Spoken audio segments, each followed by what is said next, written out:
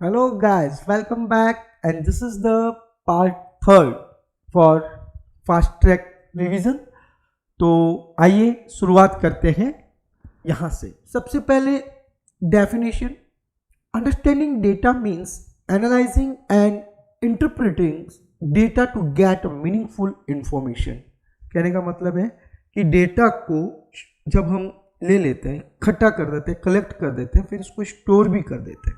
Store करने के बाद उसको किस तरीके से हम प्रोसेस करें, किस तरीके से उसे हम अपनी मीनिंगफुल इंफॉर्मेशन लें और उससे हम एक डिसीजन ले सकें, वो सारी प्रक्रिया को समझना ही अंडरस्टैंडिंग डेटा है कि व्हाट इज अंडरस्टैंडिंग डेटा। ठीक है, कुल मिला के डेटा को एनालाइज करना और उसको समझना। तो इस चैप्टर में वैसे बहुत सी चीज़ें हैं, लेकिन मेन जो चीज़ एग्ज़ाम के अकॉर्डिंग पूछी जाती है ये मेजर्स ऑफ सेंट्रल टेंडेंसी, इसके बारे में अक्सर पूछा जाता है। मीन, मीडियन एंड मोड, इन तीनों को आपको समझना है। What is mean, what is median and what is mode. तो सबसे पहले अपन मीन को समझते हैं। तो मीन में ये फॉर्मूला मेरा थोड़ा यहाँ एक अलग तरीके से लिखा हुआ है, जनरल में आपको बेसिक समझा देता हूँ कि मीन का मीनिंग है all elements upon number of elements.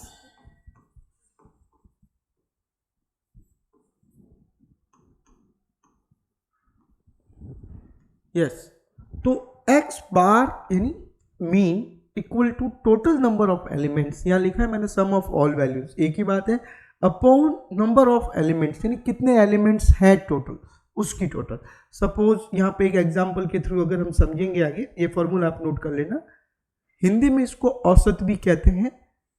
Average value जो है वह उसका मीन कहलाता है। जैसे 10, 20 एंड 30, अब इन तीनों को अगर हम निकालें मीन, तो मतलब है 10 प्लस 20 प्लस 30 इक्वल्स टू 60, और नंबर ऑफ एलिमेंट्स कितने, 1, 2 एंड 3, ये 3 नंबर ऑफ एलिमेंट्स हुए। तो 60 अपॉन 3 इक्वल्स टू 20, तो ये हो गया इसका मीन। मीन कितना आया, 20। उसी तरह median, median is a middle value of the ordered data. अब इसमें क्या होता है कि जो डेटा दे रखा होता है, सीरीज दे रखी होती है, उसको पहले असेंडिंग या डिसेंडिंग ऑर्डर में सेट करना रहता है। उसके बाद उसकी जो मिडल वैल्यू आती है, इधर से एक एक एक एक छोड़ के जो बाद में मिडल में आ जाएगा, तो जो सेंटर में एक वैल्यू आती है वो उसकी कहलाती है मीडियन। तो इसके लिए दो चीज़ें हैं, दो कंडीशन बनती है कि या तो n जो है वो ओड हो, यानी नंबर ऑफ एलिमेंट्स जो है वो ओड हो तो तब तो कोई दिक्कत ही नहीं है, एक ही मीडियन आएगा। और जैसे 5 है तो 2 इधर से छूट जाएंगे, 2 इधर से छूट जाएंगे, तीसरा एलिमेंट है वही वो आ जाएगा, तो कोई दिक्कत नहीं आएगी। लेकिन in case of number even हो, उस केस में 2 मिडल आते हैं, यानी जैसे 6 एलिमेंट है, तो अब 20 का किसको माने, तीसरे नंबर वाली वैल्यू को माने या चौथे नंबर वाली वैल्यू को माने। इसको आप यूँ समझिए कि सपोज कोई नंबर है 4, 5, 8, 9 एंड 10, ये ओड है, ठीक है ना। एग्जाम्पल ओड का समझा रहा हूँ। अब इसका मिडल क्या होगा, यहाँ से एक छूट गया, यहाँ से एक छूट गया, यहाँ से एक छूट गया, यहाँ से एक छूट गया, जो रिजल्ट आया वो इसका क्या हो जाएगा, मिडल। तब तो कोई दिक्कत ही नहीं है, क्यों, क्योंकि एक ही आया है और वही इसका मीडियन है। लेकिन इस इन केस 4, 5, 8, 10, 12 और 13, अब इसमें एलिमेंट कितने, 1, 2, 3, 4, 5 और 6 है। तो अब इसमें मिडिल किसको काउंट करूं, 8 को काउंट करूं या 10 को काउंट करूं, दिक्कत है ना। तो इसमें मीडियन कौन सा होगा, तो उस केस में इन दोनों को ऐड करके 10 और 8, 18, फिर डिवाइड बाय 2 इक्वल्स टू 9, इसका मीडियन क्या हो जाएगा, ये इवन के लिए 9। क्लियर है। तो जब इवन नंबर्स होते हैं और जब ओड नंबर्स होते हैं तो दोनों में डिफरेंट तरीके से इसका मीडियन निकाला जाता है, इस चीज़ को हमें समझना रहेगा इसमें। तो एग्जाम्पल ओड वाला इन्होंने बताया है, देखिए इसका 5, 2 और 8, तो इसको तो पहले अरेंज करना है किसमें, असेंडिंग या डिसेंडिंग ऑर्डर में, तो 2, 5 और 8। अब इसका मिडल 5, तो इसका मीडियन हो गया 5। सेम 2, 4, 6, 8 डेटा ऑलरेडी अरेंज्ड है, तो इसके दो आ रहे हैं 4 और 6, दो मिडल वैल्यू है, तो मिडल वैल्यू दोनों को ऐड किया, then divide by 2 equals to 5। Clear है, कोई doubt? Okay great. Next mode is the value that appears most frequently in the data. मतलब किसी डेटा सीरीज में जो सबसे ज्यादा फ्रिक्वेंटली कोई एक डेटा आया हुआ है तो वह उसका मोड है। जैसे फॉर एग्जाम्पल यहाँ पे समझाया गया है 2, 4, 4 और 6, तो सबसे ज्यादा क्या आया है, 4 आया। कितनी बार आया, 2 बार आया, तो दैट्स वाई 4। अच्छा, मोड एक से ज्यादा भी हो सकते हैं। सपोज एक ही डेटा सीरीज में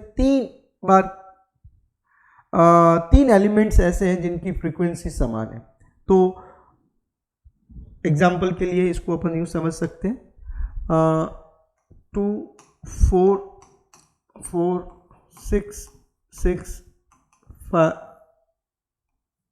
8, 10, 12।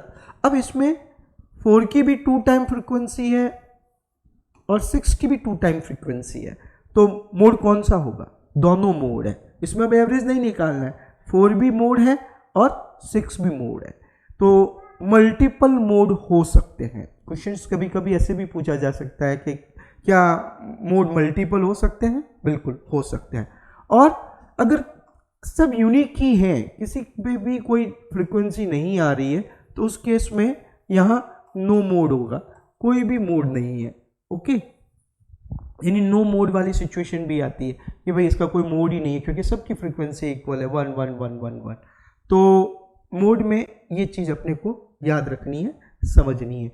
एग्जाम्पल देखिए, अपन मोड का समझ लिया अपन ने। नेक्स्ट रेंज नाम से ही पता चलता है कि रेंज कितनी है उसकी, मतलब मिनिमम से हाईएस्ट के बीच का गैप कितना है, दैट इज कॉल्ड रेंज। तो यहाँ पर highest value minus lowest value equals to range. अब एग्जाम्पल देखिए, इसमें 10, 20, 30 एंड 40, तो अब इसकी रेंज कितनी हुई, हाईएस्ट 40, लोएस्ट 10, तो 40 माइनस 10 इक्वल्स टू 30, ये इसकी हो गई रेंज। क्लियर है? देन एक क्वेश्चन न्यूमेरिकल ये पूछा जा सकता है, that is called standard deviation. Standard deviation क्या होता है? एक तरीके से standard deviation measures how much the data values deviate from the mean, मतलब जो मीन है उससे कितना डिफरेंस है, एक तरीके से कितना गैप है, यूँ समझ सकते हो आप। ठीक है ना?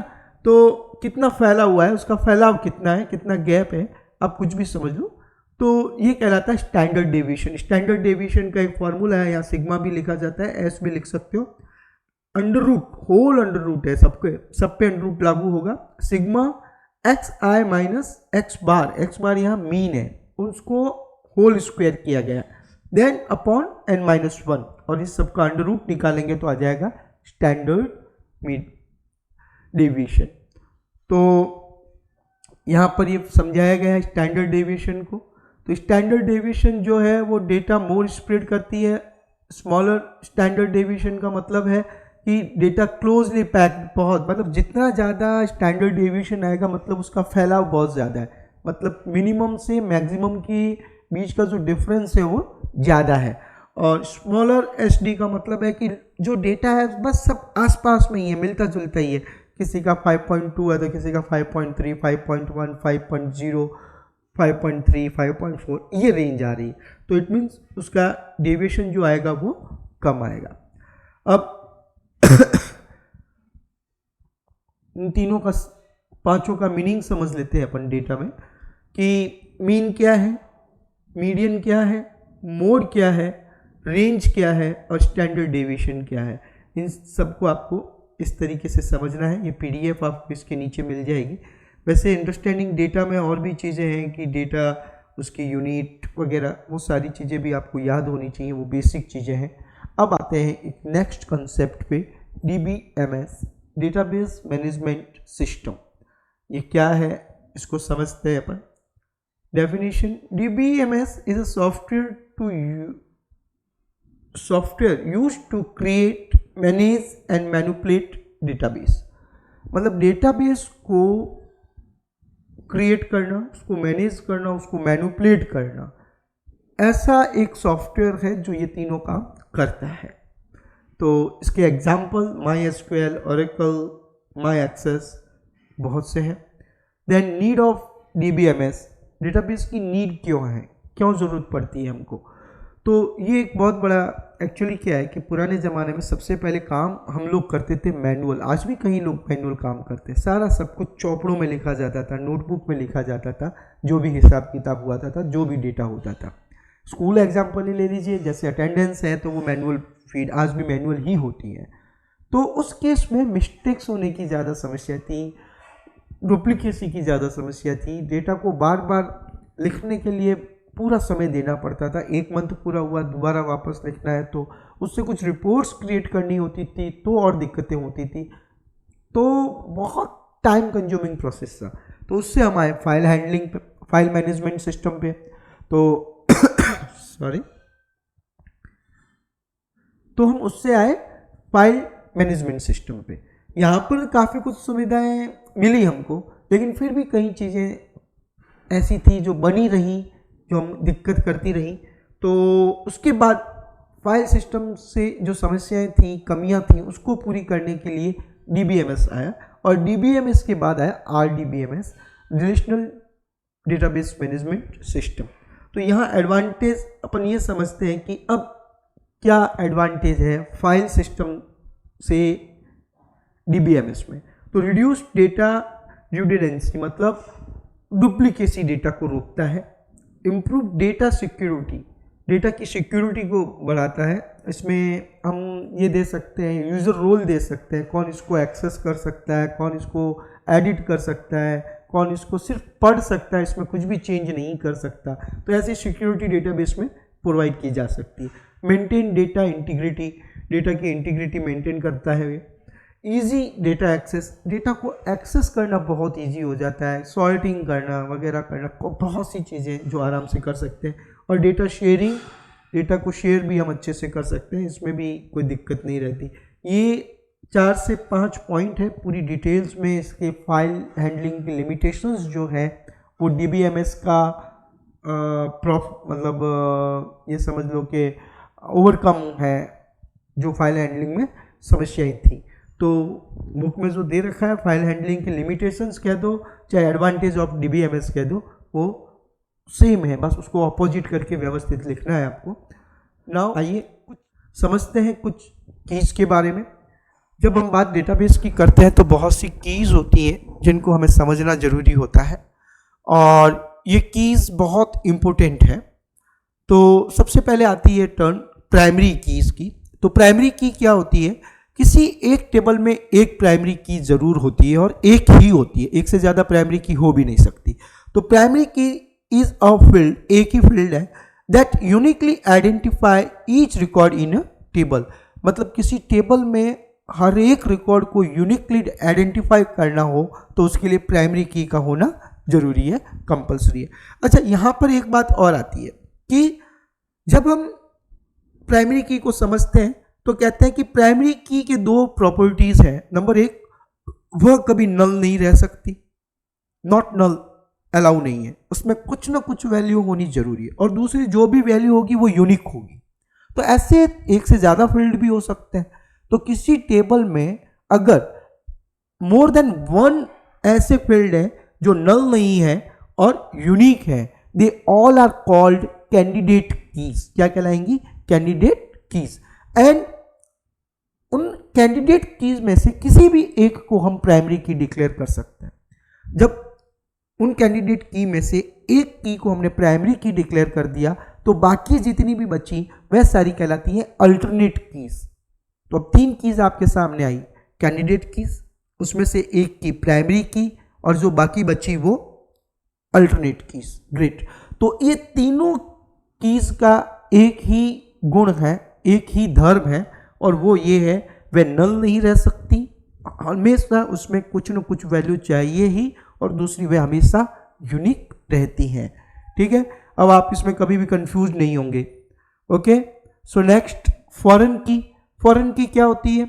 Foreign key is a field in one table that refers to the primary key of another table used to create relation between tables. ये इंपॉर्टेंट कॉन्सेप्ट है। फॉरेन की क्या है? फॉरेन की किसी दूसरी टेबल की प्राइमरी की है जो किसी एक टेबल से लिंक हो जाती है और दो टेबल के बीच में रिलेशन स्टेब्लिश कर देती है।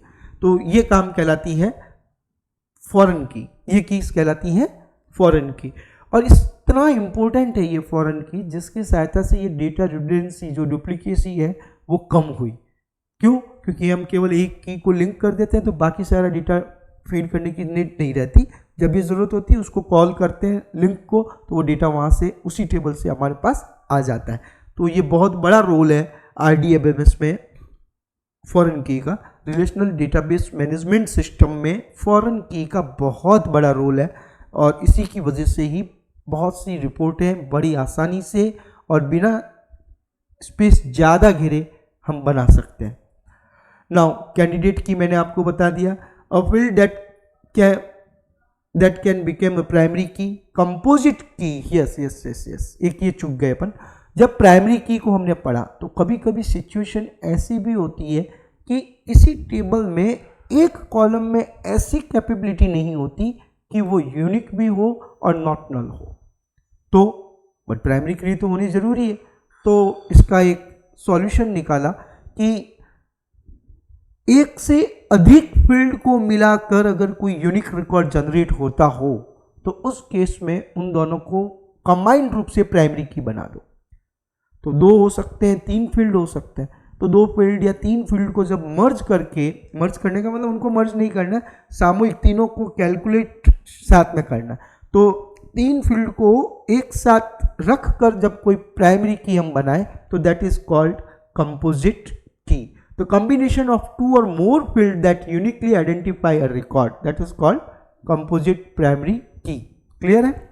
इंपॉर्टेंट है। अल्टरनेट की मैंने आपको बता दिया। Candidate keys that is not selected as a primary key, और these all are called alternate keys. अगर 10 ऐसे कॉलम है किसी टेबल में जो कैंडिडेट कीज है, उसमें से किसी एक को हमने प्राइमरी की बनाया तो बाकी जो बची 9 वह सारी की सारी alternate keys. Okay, difference between primary की एंड फॉरेन की। फॉरेन की और ये जो प्राइमरी की है, फॉरेन की और जो प्राइमरी की है, इन दोनों के बीच में क्या डिफरेंस है इसको समझना है अपने को। प्राइमरी की यूनिकली आइडेंटिफाइज रिकॉर्ड को यूनिकली आइडेंटिफाई करता है। फॉरेन की refers to primary key of another table, किसी दूसरी टेबल की प्राइमरी की को रिप्रेजेंट करता है। कैन नॉट बी नल, ये नल नहीं रह सकती प्राइमरी की। फॉरेन की कैन बी नल, हो सकती है। ओनली वन पर टेबल, एक टेबल में केवल एक ही फॉरेन की होती है। कैन बी मल्टीपल, एक टेबल में 10, 2, मल्टीपल, कितनी भी फॉरेन कीज हो सकती है। हमारी जरूरत, हमें जैसी नीड होती है वैसे हम डिक्लेयर कर लेते हैं। एंश्योर्स यूनिकनेस, ये एंश्योर करती है यूनिकनेस के इस रिकॉर्ड को यूनिक बनाने का काम मेरा है। और एंश्योर्स रिलेशनशिप्स, ये दूसरी टेबल से पहली टेबल का रिलेशन इस्टेब्लिश करती है, तो ये रिलेशनशिप एश्योर करती है। तो ये टेबल फॉर्मेट बिल्कुल आपको फुल मार्क्स देने वाला है। इस तरीके से ही आप इसको डिफरेंस लिखेंगे। ये नोट्स नीचे अवेलेबल है, आप आराम से इसको पढ़ सकते हैं। नाउ टाइप ऑफ DBMS, किस तरह के ये डेटाबेस मैनेजमेंट सिस्टम होते हैं। तो हायरार्चिकल्स, नेटवर्क, रिलेशनल, मोस्ट इम्पोर्टेंट ये है रिलेशनल डेटाबेस जो हम आगे पढ़ने वाले हैं। Relational DBMS uses tables, table का यूज़ करती हैं। एग्जाम्पल है इसका MySQL, और MySQL हमारे कोर्स में है। Relational database management system, data stored in form of tables, each table has row that's called record, जिसको ट्यूपल्स भी कहते हैं, and each column called field, जिसको एट्रीब्यूट्स भी कहते हैं। अब ट्यूपल किसको कहते हैं, एट्रीब्यूट किसको कहते हैं। अच्छा, यहाँ एक वर्ड और आता है फिर, डिग्री और कार्डिनेटिविटी। तो डिग्री मतलब उसमें कितने कॉलम है, और कार्डिनेटी का मतलब उसमें कितने रिकॉर्ड्स हैं, कितनी रो है। ये भी आपको याद रखना है, कभी कभी इसको भी पूछा जाता है। तो प्राइमरी की समझा आपने, फॉरेन की समझा, कैंडिडेट की समझा और कंपोजिट की समझा। इस तरीके से इस पूरे चैप्टर में जो समझाया गया है, मोटा मोटी पहले हम मैनुअल रिकॉर्ड मेंटेन करते थे, उससे हम फाइल मैनेजमेंट सिस्टम पर आए। फाइल मैनेजमेंट सिस्टम की कुछ लिमिटेशंस हैं, डुप्लीकेसी, उसको हम एक्सेस नहीं कर सकते प्रॉपरली, सॉफ्टवेयर स्पेशल्स बनाने पड़ते, दुनिया भर की लिमिटेशंस है। 6-7 पॉइंट दे रखे हैं आपकी बुक में, उसको आप जरूर एक बार गो थ्रू कीजिए। देन डेटाबेस, उसके एडवांटेज, डेटाबेस क्या, अच्छा डेटाबेस के वक्त फिर उसकी कीज़ वगैरह, कॉलम, रो, उन सबको समझना, उसकी प्रॉपर्टीज़ हैं, कॉलम्स की प्रॉपर्टीज़ हैं, रोज़ की प्रॉपर्टीज़ हैं, पूरे डेटाबेस की प्रॉपर्टीज़ है, टेबल की प्रॉपर्टीज़ है, उसको भी आप समझिए। देन फिर आता है RDBMS, उसमें आपके बहुत सारी ये कीज़ आती हैं, primary keys, foreign keys, alternate, candidate, ये सारी कीज़, और इन सब को जब आप पढ़ लेंगे तो आपने मोटा मोटी एक पूरे फॉर्मेट को समझ लिया। अब आगे चलते हैं अपन SQL, स्ट्रक्चर्ड क्वेरी लैंग्वेज। इसके अंदर हम पढ़ेंगे कि किस तरीके से हम डेटाबेस को मैनेज करते हैं और किस तरीके से हम अपना काम कर सकते हैं। Now SQL stand for structured query language, is a language used to manage and manipulate the data in a relational database।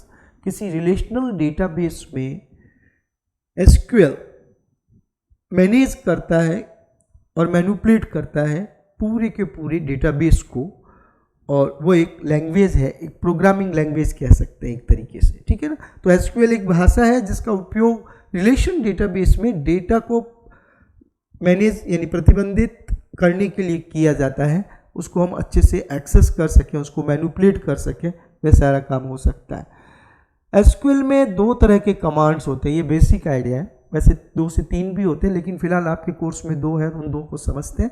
एक DDL, डेटा डेफिनेशन लैंग्वेज, ठीक है ना, then DML, data manipulation language. ये 2 तरह के कमांड हैं। इन दोनों तरह के कमांडों में क्या डिफरेंस है मैं यहीं क्लियर कर लेता हूँ। DDL जो कमांड है वो डेटाबेस स्कीमा पे यूज होता है, मतलब स्ट्रक्चर बनाने में काम आते हैं। स्ट्रक्चर बनाने का मतलब टेबल क्रिएट करना, उसके संबंधित उसके कॉन्स्टेंट्स को चेंज करना, डेटाबेस क्रिएट करना, अंदर प्राइमरी की सेट करना, उसके अंदर फॉरेन की सेट करना, ये सारा स्ट्रक्चर से रिलेटेड है। इसमें ओरिजिनल डेटा कुछ नहीं है, सिर्फ फील्ड बनाना, कॉलम बनाना, कॉलम बनाकर उसके अंदर कांस्टेंट सेट करना, और उससे रिलेवेंट कोई अगर प्राइमरी की है, फॉरेन की है, वो सब बनाना, 2 टेबल का आपस में स्टेब्लिश रिलेशन के सेट करना, ये सारा काम जो है DDL कमांड का है। और DML डेटा मैनिपुलेशन लैंग्वेज, अब इसमें ओरिजिनल डेटा खुद होता है, उस पर काम होता है, जैसे राम, रोल नंबर उसके 525, ये मैन एक्चुअल डेटा है, ये सॉरी, ये एक्चुअल डेटा है। तो ये जो डेटा है ये रिकॉर्ड होता है, और इस रिकॉर्ड्स पे जो काम होगा वो DML कमांड के थ्रू होगा, डेटा मैनिपुलेशन लैंग्वेज। अब सिंटैक्स कुछ DDL कमांड को समझते हैं। सबसे पहले क्रिएट है, तो क्रिएट डेटाबेस भी होता है, क्रिएट टेबल भी होता है। यहाँ क्रिएट टेबल को समझाया गया, क्रिएट टेबल लेकर फिर उस टेबल का नाम, देन ब्रैकेट लगाकर कॉलम का नाम, उसका डेटा टाइप, कॉलम 2 का नाम, उसका डेटा टाइप, ये कॉमा सेपरेट होगा, कॉलम 3 का नाम, फिर डेटा टाइप। जो सबसे लास्ट वाला कॉलम है वहाँ कॉमा नहीं लगाना है, वहीं आपको रोक देना है, फिर ब्रैकेट बंद करके सेमी कॉलन से इसको बंद करना है, टर्मिनेटर से इसको बंद करना है। एक बात को ध्यान रखना है, MySQL में जितने भी कमांड हैं वो जहाँ ख़त्म होंगे वहाँ पर ये टर्मिनेट लगेगा, बीच में कहीं नहीं लगेगा, और लगेगा तो एंड में लगेगा, और लगाना भी कंपलसरी है, नहीं तो तब तक वो एग्जीक्यूट नहीं होगा। इसको सेमी कॉलन कहते हैं, इसका प्रश्न पूछा जा सकता है, ठीक है ना, ध्यान रखेंगे आप। अब एक एग्जाम्पल लिया है, देखो ऊपर सिंटैक्स था, यहाँ एग्जाम्पल दिया गया, create table student roll number, column का नाम है, इंटीजर उसका डेटा टाइप है, नेम varchar 20, ठीक है, नेम कॉलम का नाम है, varchar 20, मार्क्स कॉलम का नाम है, उसका डेटा टाइप इंटीजर, बंद कर दिया और सेमीकोलन लगा दिया, तो एक टेबल क्रिएट हो गई।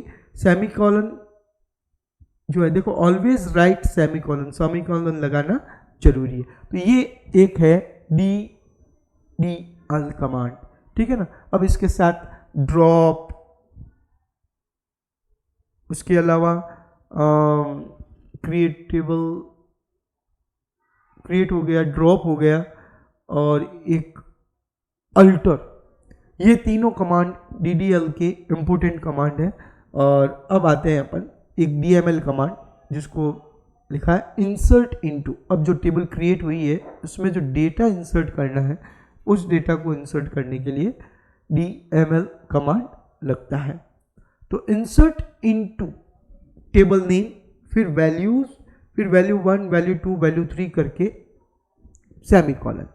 अब ऊपर जो टेबल बनाई है उसमें अगर डेटा इंसर्ट करना है तो उसके लिए एग्जांपल है इंसर्ट इनटू स्टूडेंट। स्टूडेंट उस टेबल का नाम है जो हमने बनाई थी। अब वैल्यूज 1 रवि एंड 85। 1 क्या है? रोल नंबर, रवि उसका नाम, और 85 उसके मार्क्स। अब ये तीनों रिलेवेंट चले गए कॉलम में। अगर यहाँ पे ये तीनों नहीं, दो ही वैल्यूज होती तो हमें यहाँ पर बताना पड़ता है, यहाँ पर ब्रैकेट लगा के पहले, कि कौन कौन से कॉलम में आपको वैल्यू डालनी है, और उसी ऑर्डर में यहाँ पर उतने डेटा लिखने रहते हैं। तो इस बात का भी हमें विशेष रूप से ध्यान रखना है। नाउ सेलेक्ट कमांड, सेलेक्ट क्या करता है? Use to retrieve data. मैं सारे इंपोर्टेंट कमांड समझा रहा हूँ, ठीक है ना, ताकि आप वहाँ लिख सको। पूरा एसक्यूएल नहीं समझा रहा मैं यहाँ पे, क्योंकि हम फास्ट ट्रैक कोर्स कर रहे हैं। जो इम्पोर्टेंट है, जिनको समझना जरूरी है, एग्जाम में आने जैसे हैं, एग्जाम फोकस्ड है ये, तो उनको मैं बता रहा हूँ। तो select command use to retrieve data, क्या करते हैं? डेटा को रिट्राइव करने के लिए काम आता है। जो डेटा हमने टेबल में सेव कर रखा है उसको वापस देखना है, उसको कुछ काम करना है, उसको रिट्राइव करना है, तो उसके लिए सेलेक्ट काम में लेते हैं। Select column name from table name, मतलब सेलेक्ट स्टार फ्रॉम स्टूडेंट। तो स्टार फ्रॉम स्टूडेंट का मतलब स्टार लग गया तो उसके सारे कॉलम आपको शो हो जाएंगे। आप लिखते सेलेक्ट नेम फ्रॉम स्टूडेंट तो केवल नेम कॉलम दिखता। तो ये सेलेक्ट पूरी की पूरी टेबल को शो करने के लिए इस तरीके से काम में लिया जा सकता है। Where clause use to apply condition, जहाँ कंडीशन अपने को अप्लाई करनी है वहाँ पर। जैसे अब मुझे वही देखना है जो जिसके मार्क्स 20 है या 80, ग्रेटर देन 80 है, तो यहाँ पर कैसे लिख सकते हैं? सेलेक्ट स्टार फ्रॉम स्टूडेंट, यहाँ तक तो सेम ही है। फिर where marks is greater than 80, तब उन बच्चों के नाम आ जाएंगे जिनके मार्क्स ग्रेटर देन 80 है। ये यहाँ पर इसको रिप्रेजेंट हो जाएगा। तो आप ये सारी कमांड जो मैं बता रहा हूँ इसमें, उसको बुक में जाके विद एग्जाम्पल टेबल के रेफरेंस में किस तरीके से यूज़ किया है ज़रूर देखिएगा, बहुत इम्पोर्टेंट है ये इसको समझिएगा। ऑर्डर बाय क्या काम करता है? Use to sort data. Sort मतलब असेंडिंग या डिसेंडिंग ऑर्डर में सॉर्ट करना, ठीक है ना। तो क्या सिंटैक्स है? Select star from table name और ऑर्डर बाय उस कॉलम का नाम। अब असेंडिंग करना है तो ASC, डिसेंडिंग करना है तो DESC, ठीक है। एग्जाम्पल सिंपल सा है, select star from student ordered bye marks descending. तो मार्क्स के डिसेंडिंग ऑर्डर के हिसाब से हो गया। असेंडिंग के लिए ये है, डिसेंडिंग के लिए ये है, आप यहाँ देख सकते हैं। एक फंक्शन आता है काउंट। अब इसमें दो तरह के फंक्शंस हैं, एक एग्रीगेट फंक्शंस जो मल्टीपल रोज कहलाते हैं, और एक सिंगल रो फंक्शंस जो सिंगल रो फंक्शंस कहलाते हैं। ये भी अक्सर एग्जाम में पूछा जाता है, what is multi single row functions and what are aggregate functions और मल्टीपल रो फंक्शंस। तो ये क्वेश्चंस इंपॉर्टेंट है, पढ़ के जाना, समझ के जाना, ये भी आ सकता है। नाउ काउंट फंक्शन क्या काम करता है? Use to count the number of records. किसी भी टेबल में कितने रिकॉर्ड्स हैं उसको काउंट करने के लिए काउंट फंक्शन काम में आता है। इसको अपन कैसे यूज करते हैं? Select count column name from the table. जैसे सेलेक्ट काउंट स्टार लिख दिया सभी के फ्रॉम स्टूडेंट टेबल, तो स्टूडेंट टेबल्स में से कितने उसके रिकॉर्ड्स हैं वो इसको काउंट करके यहाँ पे बता देगा। Now length function use to find the length of string, किसी स्ट्रिंग की कितनी लेंथ है, तो select length of column name from the table, जैसे select length name from students.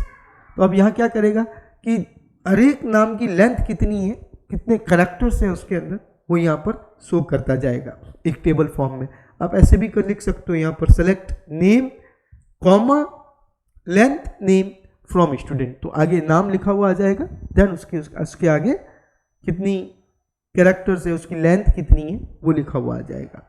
Drop command again DDL command है, use to delete the table permanently, table को पूरा permanently delete करना हो तो ड्रॉप कमांड काम में लेते हैं। ड्रॉप टेबल और टेबल नेम, ऐसा लिखने से पूरी टेबल डिलीट हो जाएगी, ठीक है ना। तो कुछ रिकॉर्ड्स पर्टिकुलर अगर डिलीट करने हो तो उसके लिए अपन डिलीट कमांड काम में लेते हैं, वो अपने को ध्यान में रखना है। अब order of SQL queries, select from where order by, ये इम्पोर्टेंट है, ये करेक्ट ऑर्डर है इसका, पहले सेलेक्ट आएगा फिर फ्रॉम फिर वेयर फिर ऑर्डर बाय, ये सारी चीज़ें आपको याद रखनी है। कुछ और भी कमांड्स इसमें हैं, मेमोरी ट्रिक देखिए, create, insert, select, where, order, count, length and drop, ये पिछले साल पूछे गए हैं। आप कुछ और भी याद करना चाहो तो ये कर सकते हैं कि what is the difference between drop and delete, drop and delete में क्या डिफरेंस है, what is the difference between alter and update, alter और अपडेट में क्या डिफरेंस है, व्हाट इज, मैं बहुत से क्वेश्चंस हैं जो इसके नीचे आपको दे दूंगा, जो इम्पोर्टेंट्स हैं वो भी आप अच्छे से देखिए, समझिए और लर्न कीजिए। नाउ कोशिश की है, वैसे इन 4 साल के पेपर्स के सॉल्यूशंस मेरी वीडियोस में हैं, आप प्रत्येक वीडियो को 4 साल के अलग अलग हैं, 4 इयर्स के अलग अलग, ओके। तो यहाँ तक हमने MySQL को कंप्लीट कर दिया गया। वैसे मैंने 4 साल के पेपर्स के सॉल्यूशंस नीचे दे रखे हैं, मेरे पहले वीडियोस बने हुए हैं, आप उनके गो थ्रू हो सकते हैं, हर एक MCQs को समझाया गया, उसके बाद जो पूरा पेपर है उसका सॉल्यूशन मैंने दे रखा है, डेफिनेटली एक PDF के साथ है, आप उन 4 साल के पेपर को पढ़ के जाइए, समझ के जाइए, बहुत हेल्पफुल है। और हुई कोशिश तो मैं आज आपके मॉडल पेपर को भी अपलोड कर लूँगा, जो पूरा का पूरा मॉडल पेपर सॉल्व होगा। फिलहाल ये वीडियो यहीं तक।